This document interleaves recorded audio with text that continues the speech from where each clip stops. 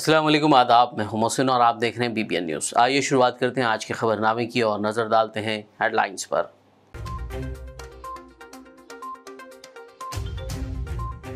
मुनुगोडू ज़िमनी इंतखाब के लिए आज डाले गए वोट, तकरीबन 80% हुई पोलिंग। 6 नवंबर को होगी वोटों की गिनती।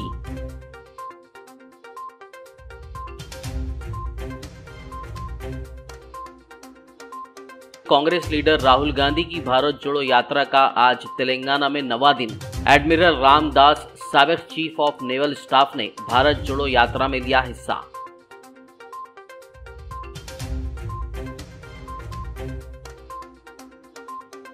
कोड़ंगल MLA ने 10 साला लड़के रजा खान के अफराद खानदान से की मुलाकात। लड़के के कत्ल मामले पर जाहिर किया अफसोस। हुकूमत से नुमाइंदगी करते हुए इंसाफ दिलाने का दिया तयक़ुन।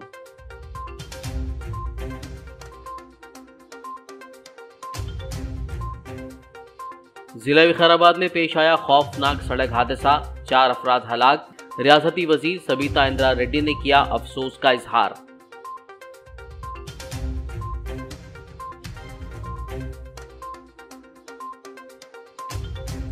तेलंगाना के मारूफ सीनियर सहाफ़ी कंचरला लक्ष्मा रेड्डी का हुआ देहांत। CM KCR और दीगर सियासी कायदीन ने किया दुख का इजहार।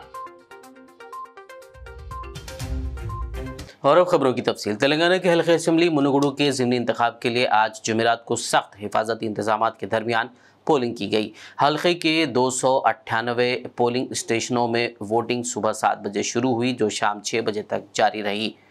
मजमूई तौर पर 105 पोलिंग स्टेशनों को इंतहाई नाजुक करार दिया गया था। हिफाजती इंतजामात के पेश नज़र तकरीबन 100 चेक पोस्ट कायम किए गए थे और 3366 रियासती पुलिस एहलकारों के साथ मरकज़ी फोर्सेस के 15 कंपनियां तैनात की गई थीं। गौरतलब है कि इस इंतखाब में जुमला 2,41,795 वोटर्स को अपने हक़ राय दही का इस्तेमाल करना था, जिसमें से तकरीबन 80% लोगों ने आज वोट डाला। इलेक्शन कमीशन ऑफ इंडिया को मुनुगोडू हल्के में 2 मकामात पर जहां पोलिंग चल रही थी, रकम की तकसीम की 28 शिकायत मौसूल हुई और नकदी जब्त की गई। पुलिस को तकरीबन 38 कॉल्स मौसूल हुई, जिनमें नॉन वोटर्स यानी बाहर के लोगों के हल्के में रहने से मुतालिक शिकायत की गई, जहां 42 लोगों की शनाख्त की गई और उन्हें हल्के से बाहर भेज दिया गया। चीफ इलेक्शन ऑफिसर विकास राज ने कहा कि मजमूई तौर पर 2,99,000 रुपये जब्त किए गए हैं। बता दें कि पोलिंग के दौरान तीनों बड़ी सियासी जमातों TRS, कांग्रेस और BJP ने एक दूसरे के खिलाफ इंतखाबी ज़ाब्ते की खिलाफ वर्जियों, शराब और नकदी की तकसीम और झूठी खबरें फैलाने की शिकायतें दर्ज करवाई। कांग्रेस लीडर राहुल गांधी की भारत जोड़ो यात्रा आज 90 दिन भी तेलंगाना में जारी रही। भारत जोड़ो यात्रा में 89 साला एडमिरल रामदास, साबिक चीफ ऑफ नेवल स्टाफ ने हिस्सा लिया। कांग्रेस के सदर मल्लिकार्जुन खड़गे ने ट्वीट करते हुए ये इत्तला दी और कहा कि कभी फौजी रहने वाला हमेशा फौजी होता है। उन्होंने कहा कि बुजुर्ग फौजी अहदेदार नौजवानों को राह दिखा रहे हैं कि वो मिलकर आगे आएं और भारत को जोड़ें ताकि दस्तूर और जमहूरियत को बचाया जा सके। राहुल गांधी ने भी ट्वीट करते हुए कहा, जब बुजुर्ग हमारा हाथ पकड़ते हैं तो उनका नाकाबिल तस्खीर जज्बा हमारे साथ होता है। भारत जोड़ो यात्रा सिद्क़े दिल से साबिक chief of naval staff Ramdas, उनकी अहलिया ललिता रामदास का इस्तकबाल करती है। जनरल सेक्रेटरी इंचार्ज कम्युनिकेशन व मीडिया इंचार्ज जयराम रमेश ने भी ट्वीट करते हुए एडमिरल रामदास के जज्बे की सताइश की। बता दें कि एडमिरल रामदास पहले भारतीय चीफ ऑफ नेवल स्टाफ हैं, जिन्होंने राहुल गांधी की भारत जोड़ो यात्रा के 57वें दिन उनके साथ फासला तय किया। कांग्रेस लीडर राहुल गांधी की भारत जोड़ो यात्रा के मौके पर राहुल गांधी ने एक लड़के की हौसला अफजाई के लिए क्रिकेट खेलते हुए बॉलिंग की। गौरतलब है कि राहुल गांधी की भारत जोड़ो यात्रा के आज 57 दिन मुकम्मल हो चुके हैं। तेलंगाना में उनकी यात्रा कामयाबी के साथ जारी है। ये यात्रा फिलहाल जिला संगारेड्डी में जारी रही। उन्होंने आज रुद्रूर राम गणेश मंदिर से अपनी पद यात्रा का आगाज़ किया। अंदोल हलके के सुल्तानपुर गांव में वो रात में तौक़ुफ़ करेंगे। यात्रा के दौरान राहुल गांधी मुख्तलिफ दानिश्वरों, फ़नकारों और ज़िंदगी के मुख्तलिफ शोबे-ए-जात से ताल्लुक़ रखने वाली नुमाइंदा शख्सियात से मुलाकातें कर रहे हैं। साथ ही अवाम की बड़ी तादाद इस यात्रा में शामिल होते हुए उनका हौसला बढ़ा रही है। जगह जगह कांग्रेस के लीडरों की जानिब से स्टेज बनाते हुए उनका इस्तकबाल किया जा रहा है।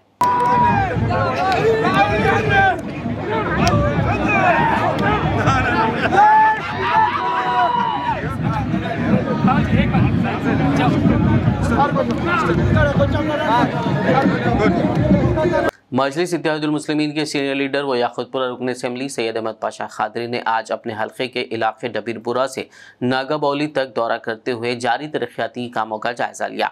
इस मौके पर मुकामी मजलिसी कायदीन, कारकुनान और दीगर मौजूद थे।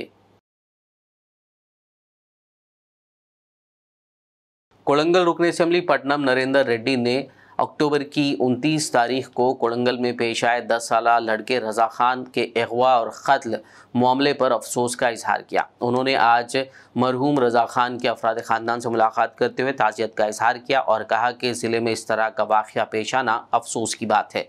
उन्होंने ज़िला एसपी कोटी रेड्डी से फ़ोन पर बात करते हुए मुजरिम को फौरी तौर पर फास्ट ट्रैक कोर्ट से सज़ा दिलवाने के इक़दाम की हिदायत दी।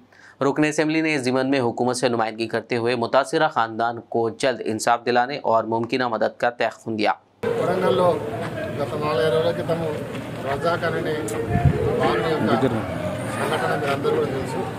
తెలంగాణ అంతా రాష్ట్రం అంతా కూడా చూసినారు. చాలా ఘోరం, చాలా బాధాకరం.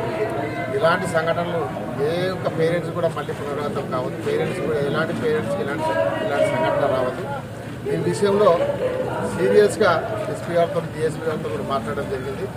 ఫాస్ట్ ట్రాక్ కోర్టులో పెట్టి ఇమ్మీడియట్గా శిక్ష పడేటట్టు మళ్ళా ఎలాంటి సంఘటన జరగకుండా పురాణాల్లో సీరియస్గా ఫాస్ట్ ట్రాక్ కోర్టులో పెట్టడం జరుగుతుంది. ఎస్పీ గారు కూడా చెప్పడం జరిగింది.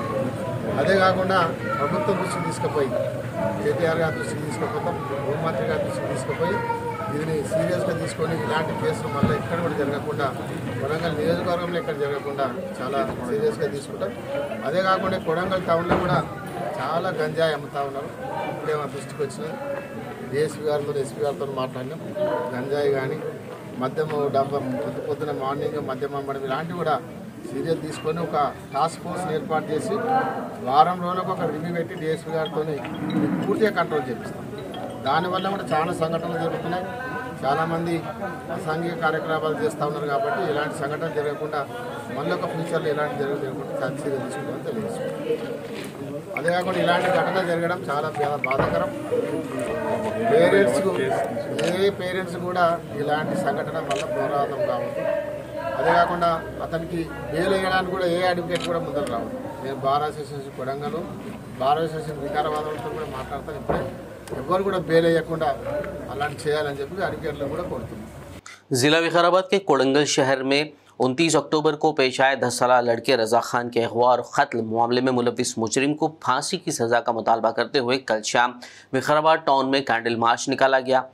बीजेआर चौराहे से एनटीआर चौराहे तक ये रैली निकाली गई। इस मौके पर एहतजाजियों ने मीडिया से बात करते हुए मुजरिम को फौरी तौर पर फांसी की सज़ा देने का मुतालबा किया। वहीं उन्होंने मुतवफ़ी रज़ा खान के अफराद ख़ानदान को 50 लाख रुपए एक्सग्रेशिया और उनके घर में से एक फ़र्द को सरकारी मुलाजमत फराहम करने का रियासती हुकूमत से मुतालबा किया।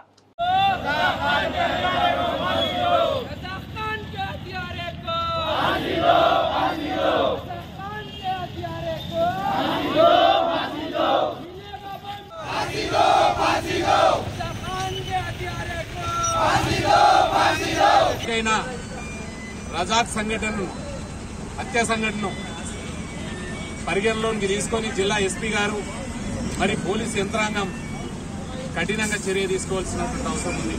ముఖ్యంగా గౌరవ ముఖ్యమంత్రి గారు పేదల పక్షాన ఉన్నటువంటి ప్రభుత్వం అని చెప్పుకుంటున్నటువంటి కేసీఆర్ ప్రభుత్వం నిజంగా ఎన్నో సంఘటనలు జరిగినటువంటి పరిస్థితిలో ఈరోజు రాష్ట్ర ప్రభుత్వం హిమ్మతు నీరెత్తినట్లు దళితులు, బడుగు బలహీన వర్గాలు, ముస్లిం మైనార్టీ సోదరులపైన అనేక హత్యా సంఘటనలు, అనేక అన్యాయాలు జరుగుతున్నాయని కూడా చూసి చూడనట్లు వ్యవహరించడం, కనీసం లాస్ట్ మేము ఓటు బ్యాంకు మా వర్గాలు ఓటు బ్యాంకే ఉపయోగపడతాయా, మాకు రక్షణ లేదా ఈ తెలంగాణ రాష్ట్రం లోపల అని ఈ సందర్భంగా పత్రికాముఖంగా ఈ సందర్భంగా మేము రాష్ట్ర ప్రభుత్వాన్ని గౌరవ ముఖ్యమంత్రి గారిని డిమాండ్ చేస్తా ఉన్నాం. తక్షణమే రజాక్ ను కిడ్నాప్ చేసి హత్య చేసినటువంటి నిందితుని వెంటనే ఉరిశిక్ష చేయాలి, ఫాస్ట్ ట్రాక్ కోర్టు ఏర్పాటు చేయాలి. ఇటువంటి సంఘటనల మీద మరి జిల్లా పోలీస్ యంత్రాంగం స్పందించవలసినటువంటి అవసరం, సీరియస్ గా స్పందించవలసినటువంటి అవసరం ఉందని చెప్పేసి ఈ సందర్భంగా తెలియజేస్తున్నాం. ఈరోజు మానవతా దృక్పథంతో రజాక్ కుటుంబాన్ని రాష్ట్ర ప్రభుత్వం ఆదుకోవాలి. 50 లక్షల ఎక్స్గ్రేషియా డబుల్ బెడ్రూమ్ ఇల్లు ఇచ్చి వాళ్ళ ఇంట్లో ఒక ప్రభుత్వ ఉద్యోగం కూడా కల్పించాలని చెప్పేసి ఈ సందర్భంగా జిల్లా అన్ని వర్గాల తరఫున మేమందరం కూడా ఈ సందర్భంగా సద్భావన ఫోరం తరఫున డిమాండ్ చేస్తా ఉన్నాం. खबरनामे में फिलहाल लेंगे एक ब्रेक, मुलाकात होगी इस छोटे से ब्रेक के बाद।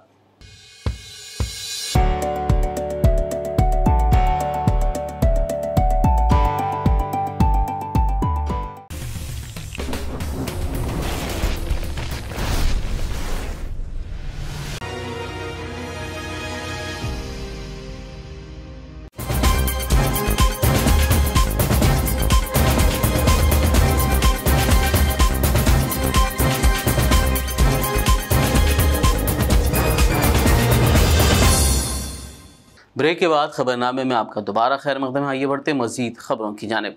जिला निर्मल के शहर भैंसा में वाक़ जिला परिषद सेकेंडरी गर्ल्स स्कूल में असातिज़ा की कमी से तलबा को हुसूल तालीम में दुश्वारियों का सामना है। जारिया तालीमी साल के आधा गुजर जाने के बावजूद इस स्कूल में उर्दू टीचर की अदम मौजूदगी से स्टूडेंट्स की तालीम मुतासर हो रही है। रियासत के वज़ीर आला के चंद्रशेखर राव ने रियासत के सरकारी स्कूलों में बेहतर तालीम के लिए कई एक इक़दाम किए हैं और उर्दू ज़बान को सरकारी ज़बान का दर्जा भी दिया है, लेकिन सरकारी स्कूलों में उर्दू टीचर के ना होने से तेलंगाना के सरकारी स्कूलों के उर्दू तालिब इल्मों और ख़ुद उर्दू का मुस्तकबिल तारीक होता दिखाई दे रहा है। भैंसा ज़िला परिषद सेकेंडरी स्कूल के तलबा और उनके सरपरस्तों ने BBN के नुमाइंदे मोहम्मद रब्बानी से बात करते हुए महकमे तालीम के अहदेदारों और रियासती हुकूमत से इस जानिब तवज्जो देते हुए स्कूल में टीचर्स का तकर्रुर करने और उनकी हुसूल तालीम को यकीनी बनाने की अपील की है। नाज़रीन आदाब, आज हम बात कर रहे हैं फिर भैंसा शहर में। जो भैंसा शहर में जो एक हॉस्टल है, तालीम कम की जा रही है, उर्दू तालीम को जड़ पेड़ से बंद किया जा रहा है। बच्चों का कहना यह है कि उर्दू टीचर नहीं है, उर्दू सर नहीं है, हम तालीम किस तरह हासिल करना, कैसे हासिल करना। आइए हमारे साथ मौजूद है तमाम स्टूडेंट, उनसे मालूमात करेंगे कि इस स्कूल में क्या क्या प्रॉब्लम्स है। अस्सलामु अलैकुम।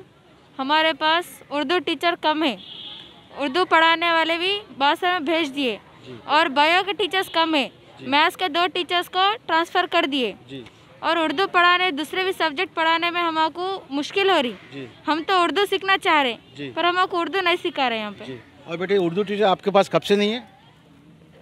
स्कूल खुले जब से ट्रांसफ़र हो गया नहीं है। स्कूल आप अभी स्कूल चालू हुए जब से उर्दू टीचर ही नहीं है आपके पास।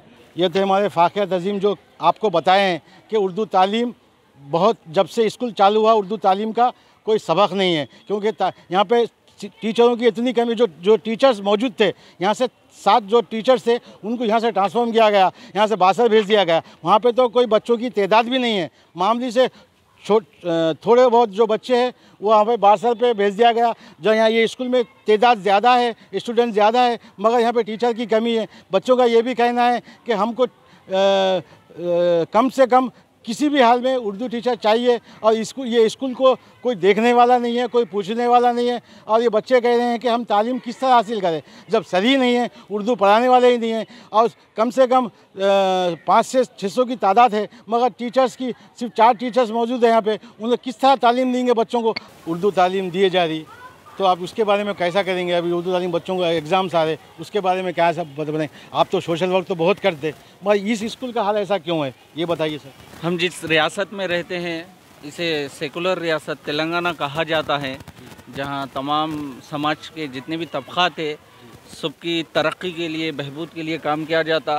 इस तरह की सिर्फ कहने वाली बातें हैं, क्योंकि मुस्लिम तबके की जितने भी लोग हैं उनसे रिलेटेड जो काम है सिर्फ बोलने के काबिल के है, सिर्फ कोई अमल नहीं होता इस पर। कोई अगर कोई बयान हो गया, जैसा कि मना बड़ी मना उरू बोल के जो स्कीम है स्कूल के लिए, बच्चों के लिए मॉडल स्कूल्स है, तमाम चीज़ें हैं।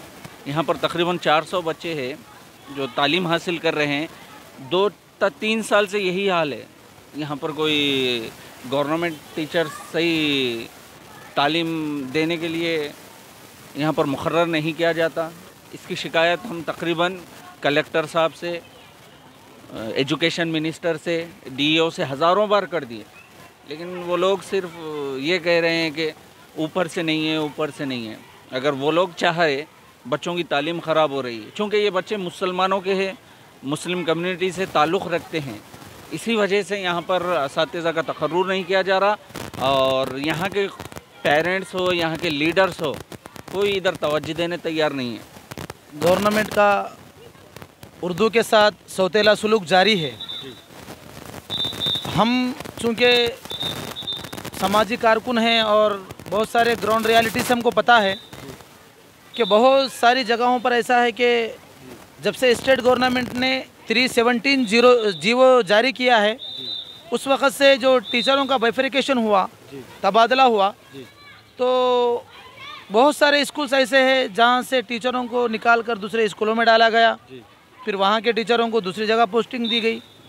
तो उसी ज़िमन में इस गौड गर्ल्स भैंसा के अंदर भी 400 से ज़ायद स्ट्रेंथ होने के बावजूद यहाँ के 6 टीचरों को दूसरी जगह पर पोस्टिंग दी गई। तो जिसके अंदर बहुत सारे टीचर्स यहाँ पर आ नहीं सके और अभी 2 पोस्ट उर्दू के और बायोसाइंस के, म्यास के, और आपको इस तरीके से तकरीबन 6 पोस्ट खाली है। तो जो मौजूदा स्टाफ है यहाँ पर वो तो कोशिश कर रहा है बच्चों को पढ़ाने की, लेकिन जब 400 स्ट्रेंथ है, क्लास वाइज है, सब्जेक्ट वाइज है, तो भाई ये लोग भी तो एट अ टाइम सब काम नहीं कर सकते ना। उनसे बात की और देखा तो हमको 2-4 चीज़ें पता चली। इसके अंदर पता ये चला कि यहाँ पर स्वीपर का जो पोस्ट है सफाई का, वो खाली है यहाँ पर। तो सबसे पहले तो वो फिल होना चाहिए ताकि स्कूल के अंदर इतने बच्चे जब रहते हैं तो फिर साफ सफाई का निज़ाम काबू में आए। और चूँकि बच्चियों का है ये, तो बहुत सारी चीज़ें ऐसी है कि भाई सफाई से मुताल्लिक़ यहाँ पर पहले ही तरजीह देनी चाहिए उसको। फिर दूसरी बात ये है कि हम एज ए पेरेंट इन बातों को जो हमने बच्चों के ज़रिए से आज हमारे इल्म में आई है, हम ज़रूर इसको हम डीओ तक लेके जाएंगे और कलेक्टर साहब तक भी ले जाएंगे, और अगर ज़रूरत पड़ने पर हम इसको डायरेक्टर ऑफ स्कूल एजुकेशन तक भी ले जाएंगे। अगर हल ना हुए ये मसाइल तो हम इसको ह्यूमन राइट कमीशन तक भी ये बच्चों के मसाइल को लेके जाएंगे। हम तैयार है उसके लिए। हुकूमत से रिक्वेस्ट करता हूँ और हमारे असद साहब से भी रिक्वेस्ट करता हूँ कि इस बच्चों का हाल समझे और सीएम साहब से कहे कि उर्दू तालीम को इस तरह क्यों बंद किया जा रहा है। मैं कैमरामैन प्रकाश के साथ मोहम्मद रब्बानी, BBN न्यूज़, भैंसा। शहर हैदराबाद के इलाके उप्पुगुड़ा साई बाबा नगर में वाक़ शांति विद्या निकेतन स्कूल में छतरीनाका पुलिस की जानिब से कम्युनिटी अवेयरनेस प्रोग्राम मुनक़िद किया गया। इस मौके पर CI अब्दुल क़ादिर जिलानी ने 6th से 10th क्लास के स्टूडेंट से बात करते हुए स्कूल एजुकेशन, साइबर क्राइम और CCTV कैमरों के मुतालिक जानकारी दी। इस मौके पर स्कूल इंतज़ामिया, टीचर्स और पुलिस का अमला मौजूद था। हैदराबाद सिटी पुलिस के आला अफसरान के हिदायत से आज उप्पुगुड़ा में एक शांति निकेतन स्कूल के अंदर कम्युनिटी अवेयरनेस प्रोग्राम मुनक़िदा किया गया। इस प्रोग्राम के अंदर जो है 6 क्लास 6वीं जमात से 10वीं जमात तक जो तलबा हैं इनको इकट्ठा करके यहाँ पे इनको जो है कम्युनिटी अवेयरनेस प्रोग्राम, जो हैपनिंग क्राइम्स जो हो रहे हैं, जो भी जराइम हो रहे हैं, इसके बारे में जो है इनको एक अवेयरनेस प्रोग्राम कंडक्ट किया गया। उसके अंदर जो है स्कूल एजुकेशन क्या है, साइबर क्राइम्स क्या है, CCTV कैमराज से जो है जो फ़ायदे हैं उसके बारे में, और जो है जो ड्रग अब्यूज़ है, गांजा है या फिर जो है कोई भी ड्रग एडिक्ट होने से जो है क्या मुश्किलात का सामना करना पड़ता है इसके बारे में, और पर्सनल हाइजीन, अपने आप को कैसा साफ़ सुथरा रखना, फिर उसके बाद में जो है ट्रैफिक का डिसिप्लिन कैसा है, क्योंकि ट्रैफिक का जो है बहुत ज़्यादा इम्पोर्टेंस है। कहीं भी हम जाएंगे तो जो है कि ट्रैफिक की एक आदमी की जो है नासमझी की वजह से ट्रैफिक का बहुत बड़ा जो है मसला क्रिएट हो रहा है शहर में। एक मतलब नासमझी की वजह से ट्रैफिक का मसला होने के जो है इम्कानात बहुत हैं। उसके बाद में जो है अपने वालिदैन के साथ कैसा रहना और अपने यानी फर्माबरदारी कैसा करना, तो ये बच्चों को अगर ये टाइम पे अगर सिखाया जाएगा तो ये लोग जो है आगे चल के अपने वालिदैन के फर्माबरदार बच्चे बनने के जो है चांसेस है।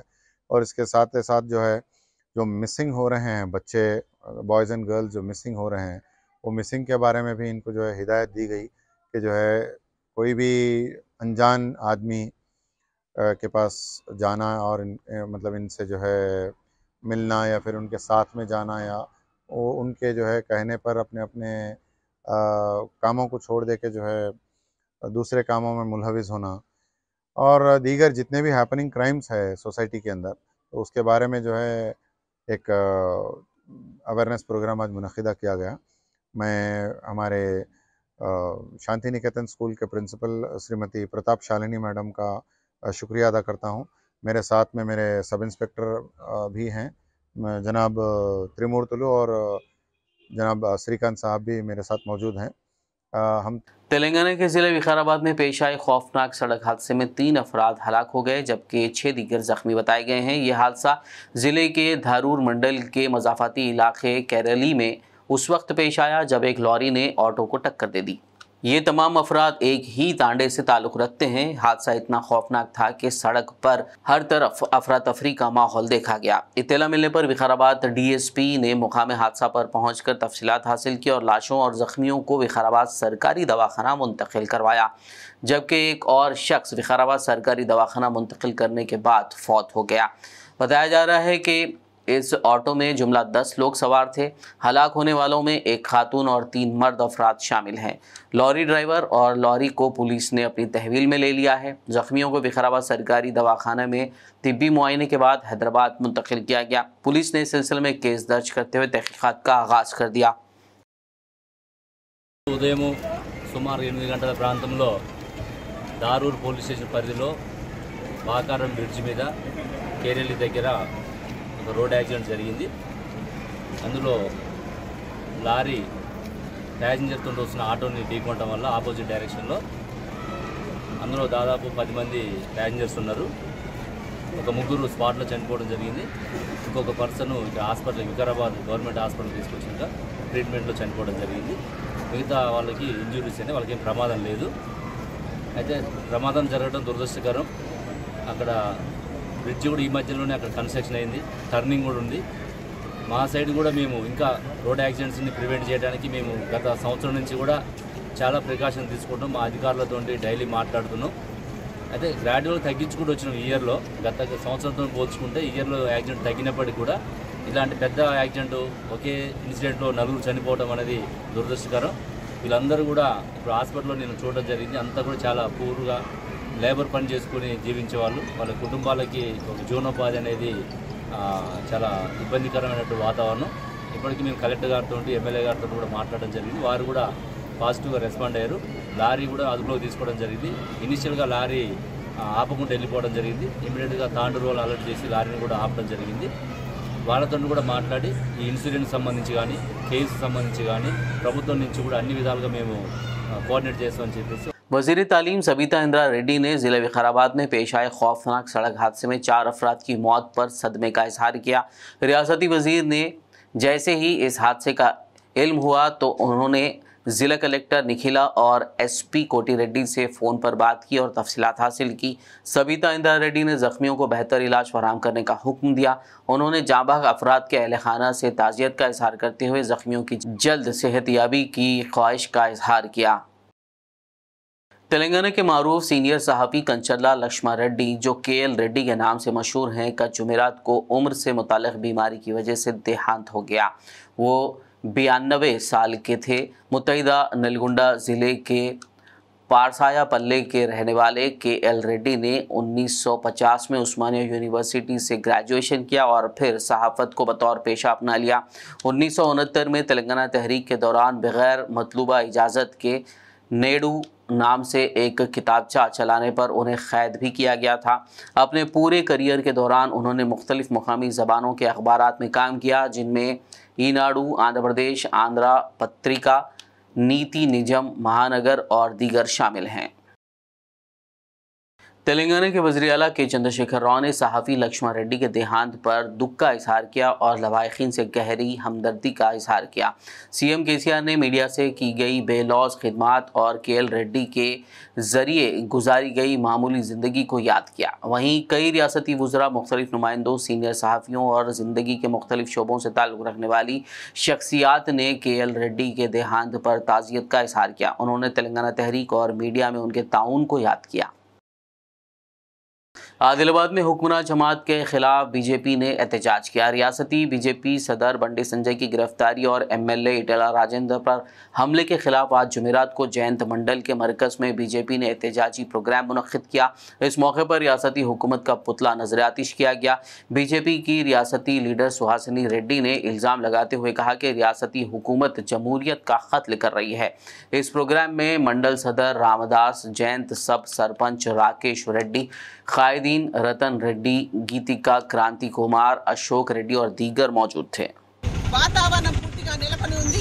ఏది ఏమైనా రాజగోపాల్ రెడ్డి గారిని పుట్టు గుర్తుకు ఓటేసి గెలిపిస్తామని చెప్పి ప్రజలు కృత నిశ్చయంతో ఉన్నారనే విషయం తెలిసి ఇంటెలిజెన్స్ వారి ద్వారా రిపోర్టు తెప్పించుకొని గత 4 రోజులుగా టీఆర్ఎస్ పార్టీ నాయకులు, భారతీయ జనతా పార్టీ నాయకులు ఎంత స్థాయిలో ఉన్నా రాష్ట్ర అధ్యక్షుడు స్వయంగా బండి సంజయ్ గారు నిన్న శాంతియుతంగా అక్కడికి వెళ్ళడానికి ప్రయత్నిస్తుంటే మధ్యలో టీఆర్ఎస్ పార్టీ నాయకులతో పాటు ఈరోజు టీఆర్ఎస్ పార్టీ కండువాలు కప్పుకొని పోలీసులు, పూర్తిగా ప్రభుత్వానికి తొత్తులుగా వ్యవహరిస్తున్న పోలీసులు కూడా మరి మన అధ్యక్షుడిని అరెస్ట్ చేయడం దారుణం। ఆయన అరెస్టుని ఖండిస్తూ ప్రజాస్వామ్యాన్ని నిలబెట్టాల్సిందిగా, ప్రజాస్వామ్యాన్ని కూని చేస్తున్న టీఆర్ఎస్ పార్టీకి ఈ ఎన్నికల్లో గట్టి బుద్ధి చెప్పాల్సిందిగా ఆదిలాబాద్ నుంచి నేను మునుగోడు ఓటర్లని అందరినీ కోరుతున్నాను। అయితే ఈనాడు రాష్ట్ర వ్యాప్తంగా బండి సంజయ్ గారిని అరెస్ట్ చేసినందుకు నిరసనగా, అదే రకంగా ఈటెల రాజేందర్ గారి మీద జరిగిన దాడికి నిరసనగా అన్ని మండల కేంద్రాల్లో పెద్ద ఎత్తున భారతీయ జనతా పార్టీ నాయకులు, కార్యకర్తలు నిరసన తెలియజేయడమే కాకుండా ప్రజాస్వామ్యాన్ని కాపాడుకోవడానికి భారతీయ జనతా పార్టీ కార్యకర్తలు ఎప్పుడైనా ముందుగా ఉంటారని చెప్పి మరి ఈ సందర్భంగా ప్రజాస్వామ్య స్థాపన కోసం కేసీఆర్ని గద్దెదించడం ఖాయం। రాబోయే రోజుల్లో మరి ఇప్పుడు మునుగోడు ఎలక్షన్ తర్వాత భారతీయ జనతా పార్టీ తెలంగాణలో అధికారం రావడం ఖాయమని చెప్పి సందర్భంగా నేను తెలియజేస్తున్నాను।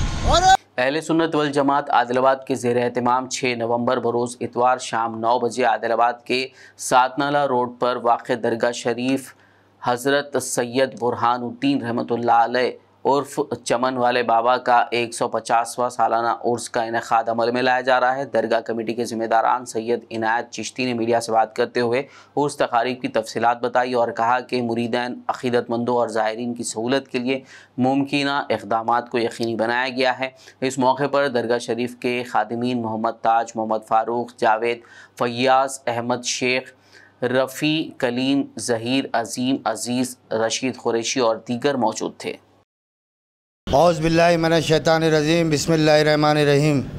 आज अल्लाह ताला का सुम्मे बड़ा एहसान है। आज चमन वाले बाबा के पास अहले सुन्नतुल जमात की कमेटी के मोहतमद और अरकान और इब्तिदाई लोग बैठे हुए हैं। आने वाले 6 तारीख के दिन 150वां उर्स मुबारक है, जिसमें ख़व्वाली का इंतज़ाम किया गया है, जिसमें मशहूर ख़व्वाल जनाब हबीब अजमेरी साहब तशरीफ़ ला रहे हैं और जनाब पूरे ख़व्वालियों के और संदल का इंतज़ाम हो चुका है। इंशाअल्लाह तमाम आदिलाबाद के तमाम लोगों से गुजारिश है कि 6 तारीख के दिन उर्स शरीफ को और ख़व्वाली को आप लोग आकर इस बड़े पैमाने पर इस ख़व्वाली को और उर्स को कामयाब करें, जिसमें जनाब रफ़ीक साहब, फ़ैयाज़ शमा साहब और ताज साहब और अपने जावेद साहब, कलीम साहब और हमारे मेरे भाई सैयद जाकिर साहब खादिम, तमाम लोगों का और तमाम लोग जो है जमात से जुड़े हुए हैं और अहले सुन्नतुल जमात के सारे तमाम के आदिलाबाद के अवाम का मैं तहे दिल से शुक्रिया अदा करता हूँ। इंशाअल्लाह तमाम जो चीज़ें थे ख़व्वाली और संदल के लिए तमाम मेरे बुजुर्गान दीन के तुफ़ैल में पूरा इंतज़ाम हो चुका है। तमाम सारे आदिलाबाद के अवाम से गुजारिश करता हूँ कि तमाम 6 तारीख के दिन चमन वाले बाबा सैयद बुरहानुद्दीन चिश्ती रहमतुल्लाह अलैह के 6 तारीख के दिन उरुस शरीफ में और क़व्वाली में आकर आप लोग इस जलसे को, इस क़व्वाली को कामयाब करें। जो ताउन किया गया है जिसने भी, उनका भी मैं तहे दिल से शुक्रिया अदा करता हूँ, जिसमें रामन्ना साहब है, ज़हीर रमज़ानी साहब है और शेख नज़ीर साहब जो एमआईएम टाउन प्रेसिडेंट है, उनका भी तहे दिल से शुक्रिया करता हूँ कि ज़्यादा से ज़्यादा ताउन देकर ये 6 तारीख के दिन उरुस को कामयाब करे। आखिर में एक नज़र हेडलाइंस पर।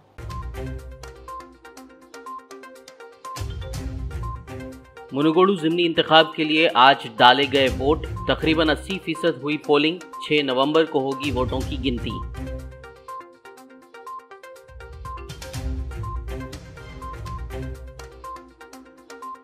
कांग्रेस लीडर राहुल गांधी की भारत जोड़ो यात्रा का आज तेलंगाना में 9वां दिन। एडमिरल रामदास, साबिक चीफ ऑफ नेवल स्टाफ ने भारत जोड़ो यात्रा में लिया हिस्सा।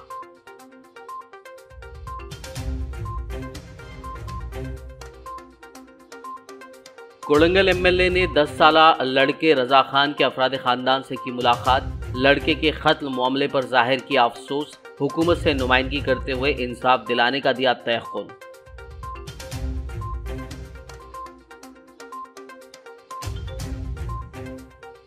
जिला विकाराबाद में पेश आया खौफनाक सड़क हादसा, 4 अफराद हलाक। रियासती वजीर सबीता इंदिरा रेड्डी ने किया अफसोस का इजहार।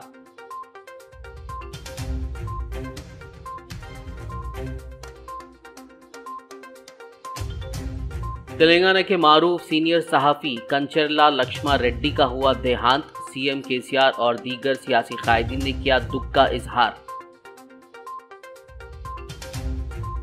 खबरनामे में फिलहाल बस इतना ही। ताज़ा तरीन अपडेट्स के लिए देखते रहिए BBN न्यूज़। यूट्यूब और फेसबुक पर मौजूद हमारे वीडियोस को लाइक और शेयर ज़रूर कीजिए।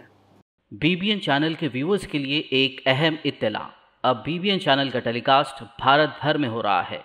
हमारे व्यूअर्स भारत में कहीं भी टीवी पर अब BBN चैनल देख सकते हैं। स्क्रीन पर BBN चैनल की टेलीकास्ट डिटेल्स दस्तयाब हैं। इसके अलावा भारत भर में किसी भी एरिया में अगर आप BBN चैनल देखना चाहते हैं तो आप अपने केबल ऑपरेटर को इसके लिए कह सकते हैं। आपकी डिमांड पर वो ज़रूर BBN चैनल टेलीकास्ट करेंगे, क्योंकि BBN एक फ्री टू एयर चैनल है। इसके लिए आपको सिर्फ हमारे दिए गए नंबर पर केबल ऑपरेटर से कॉल या व्हाट्सएप पर मैसेज करवाना है। हम आपके केबल ऑपरेटर तक BBN चैनल पहुंचा देंगे, जिससे वो आपके एरिया में टेलीकास्ट कर सकते हैं। इसके लिए चैनल की हमारी पूरी टीम लगातार काम कर रही है ताकि आप तक BBN चैनल को पहुंचाया जाए। इसके अलावा BBN चैनल को भारत भर में रिपोर्टर्स की ज़रूरत है। अगर आप सहाफ़ी हैं और BBN चैनल से जुड़ना चाहते हैं तो आप भी दिए गए नंबर पर रब्त कर सकते हैं।